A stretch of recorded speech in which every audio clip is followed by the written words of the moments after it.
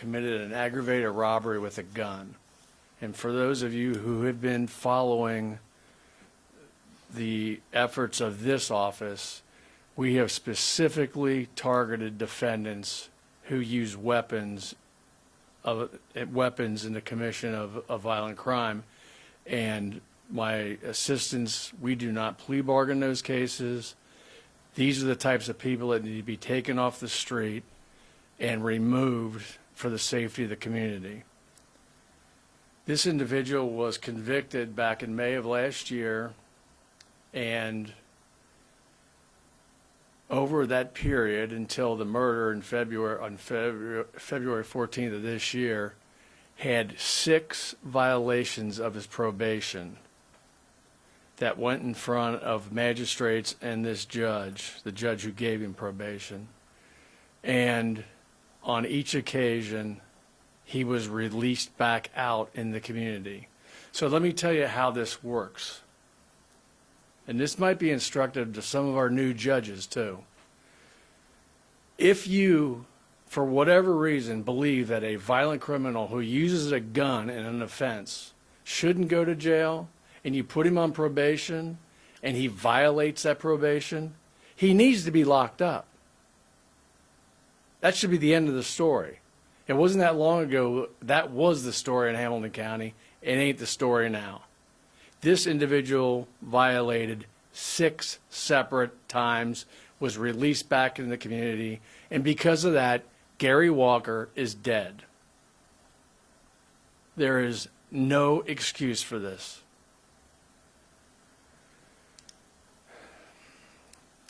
I need my glasses now, excuse me.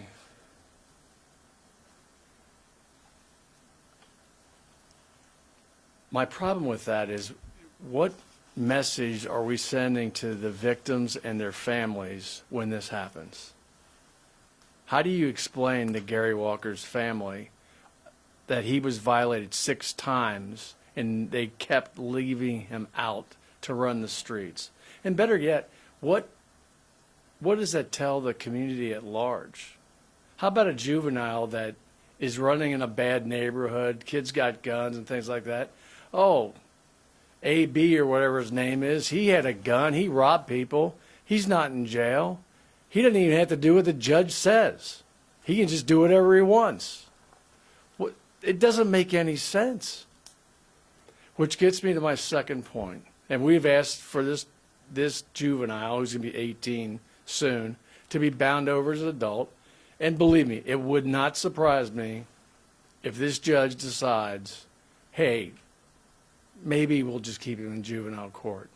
As if juvenile court can deal with a murderer, someone who's carrying a gun in our community, committing aggravated robberies. There is a case that came out. Some of you may be aware of it. It was State of Ohio versus DuBose. It was our case here in Hamilton County. Guy charged with murder. He fled to Las Vegas. We brought him back ultimately, and bond hearings were set. But here's the important part of this case. And this is from the Supreme Court of Ohio in a 4-3 decision. And I'll try to be concise on this. Despite the fact that our current criminal rule 46 requires a trial court to consider, quote, the safety of any person or the community when setting bail, this case, this particular case, says that a trial court is prohibited from even considering public safety when setting a bond. Do you understand how unfair that is to the community? First of all, it's a misread of the rule, but unfortunately, we have cases coming left and right. I think there was one. Do you have the, Peggy, that one? This happened 2 days ago in Youngstown. Do you have that?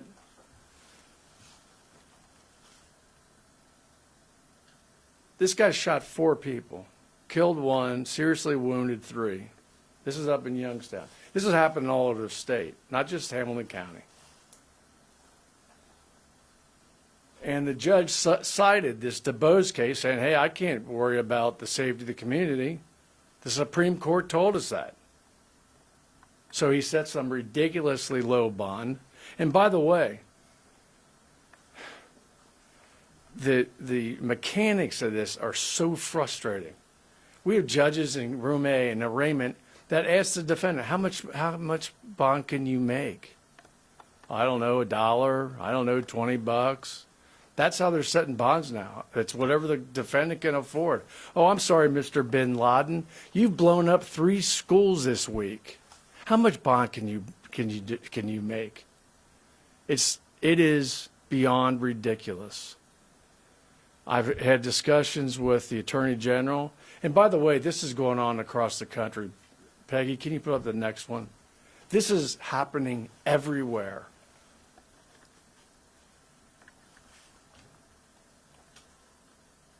We have a group, not just in Hamilton County, but nationwide, of progressive judges. Progressive is the new word. It used to be liberal judges. Now they're progressives, whatever that means, that are letting violent people out every day. We fight this battle every day in court, and we're going to continue to fight it.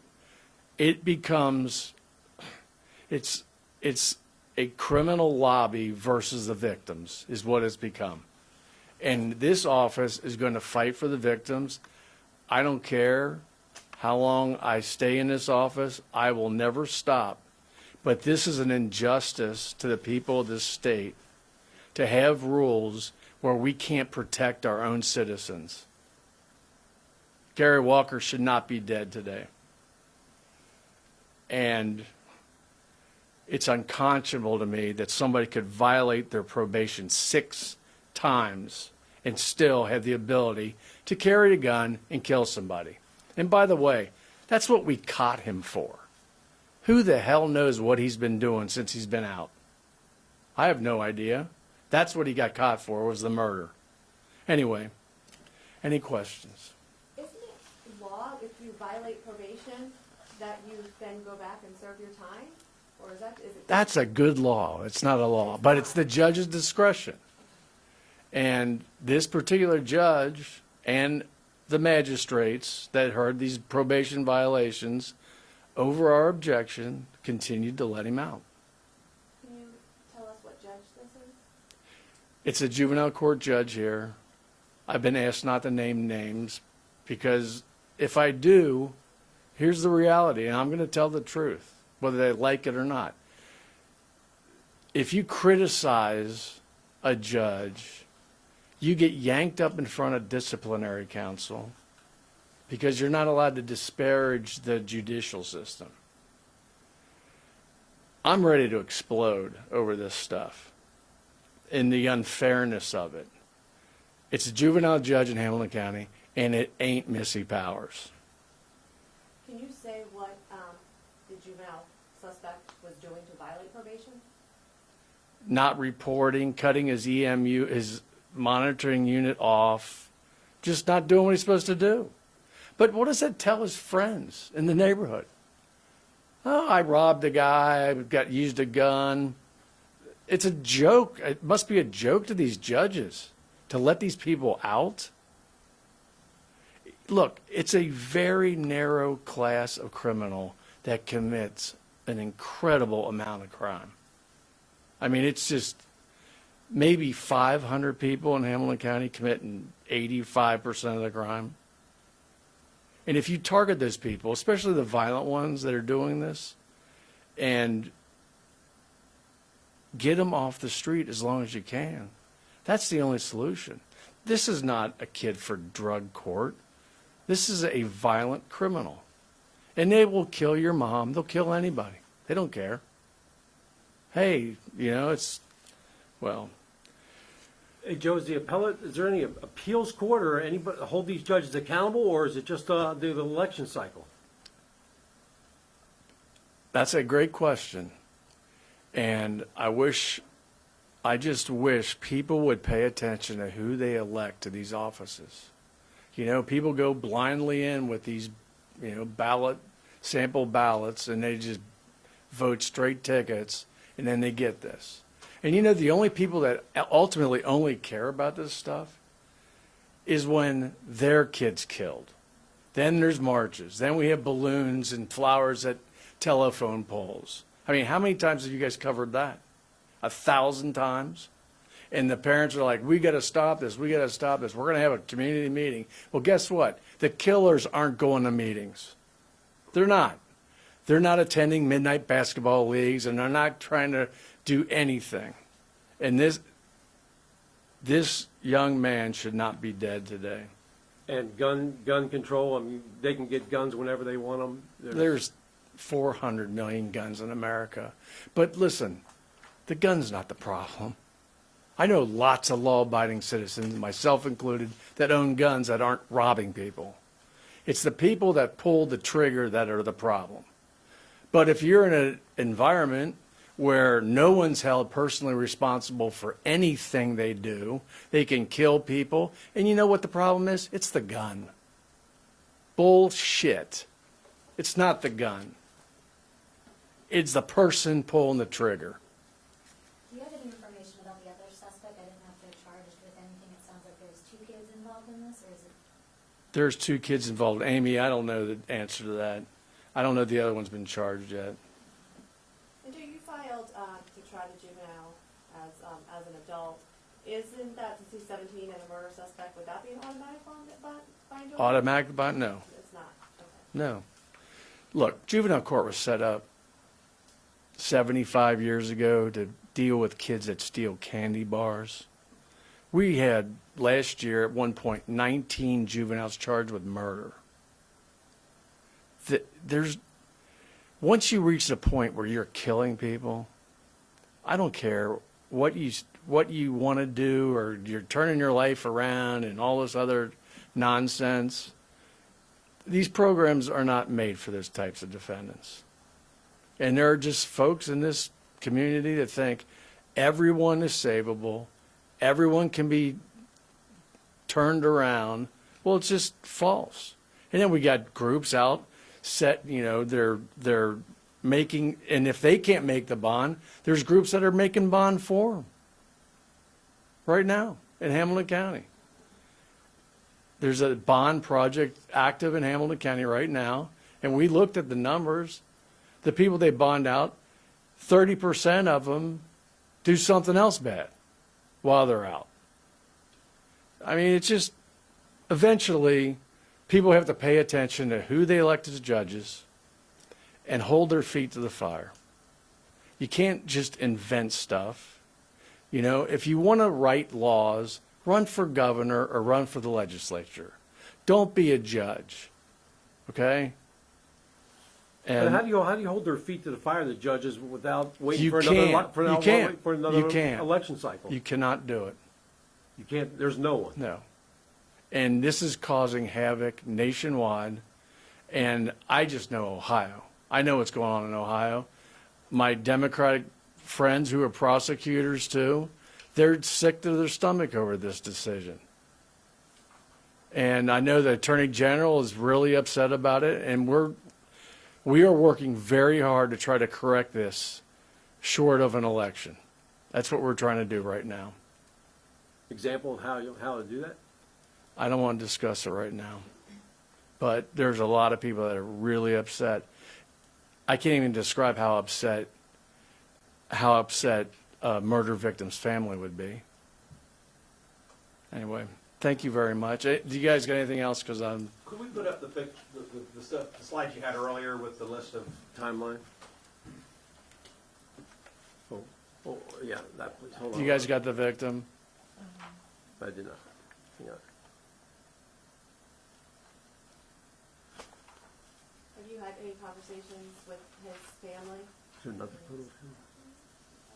Yeah, he was a good kid. I mean, this whole thing evolved out of some minor sale of marijuana. I mean, it's just stupid. The timeline? Do you have the timeline? His dad tells us he was a really good kid. Thank you. He wasn't a thug. He wasn't he wasn't doing that kind of stuff. The victim's father, or you're talking about? The father said that. Of the victim or? Yeah, the father of the victim.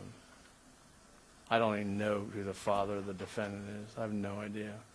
When will you know, or when will it be announced if he'll be tried as, We'll keep you informed when she comes to her any, like, decision. estimate, or Please? any estimate on like when that'll be addressed? It'll be in the next couple of weeks, I'm sure. Okay, There has to be a hearing, probable cause hearing, okay. and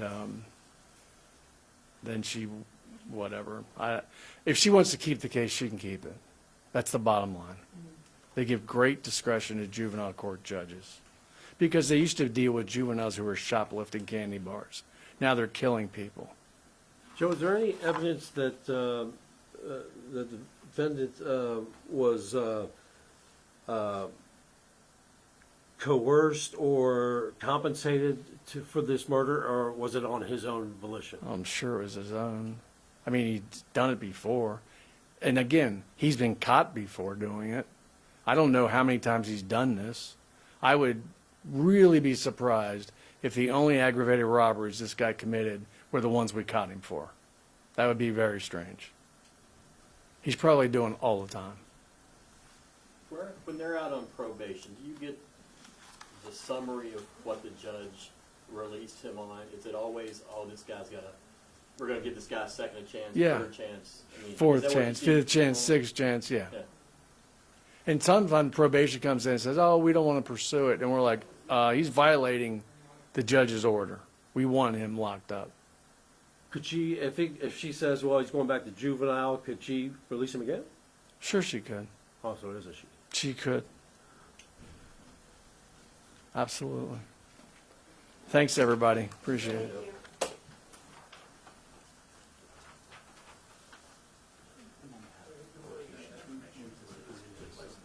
You got two hands to do the judge. She and it's not you.